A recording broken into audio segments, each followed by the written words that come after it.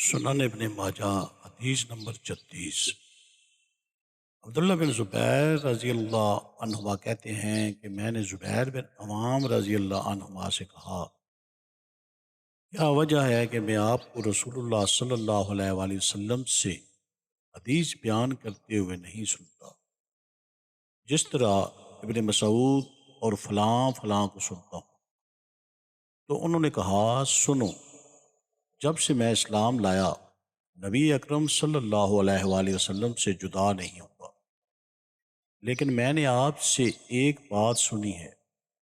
آپ صلی اللہ علیہ وآلہ وسلم فرما رہے تھے، جو شخص میرے اوپر جان بوجھ کر جھوٹ باندھے وہ اپنا ٹھکانہ جہنم میں بنا لے۔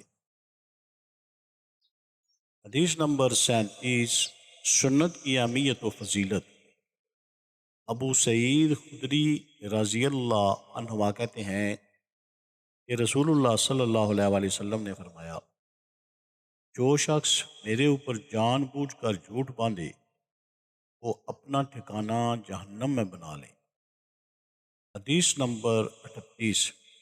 سنت کی اہمیت و فضیلت۔ علی رضی اللہ عنہ کہتے ہیں کہ نبی اکرم صلی اللہ علیہ وآلہ وسلم نے فرمایا، جو شخص مجھ سے کوئی حدیث یہ جانتے ہوئے بیان کرے کہ وہ جھوٹ ہے تو وہ دو جھوٹوں میں سے ایک ہے۔ حدیث نمبر 39۔ سنت کی اہمیت و فضیلت۔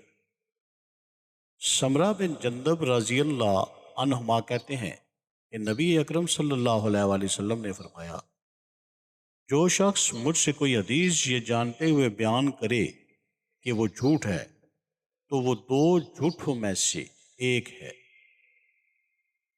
حدیث نمبر 40۔ جان بوجھ کر رسول اللہ صلی اللہ علیہ وآلہ وسلم سے جھوٹی حدیث روایت کرنے والے کی مذمت۔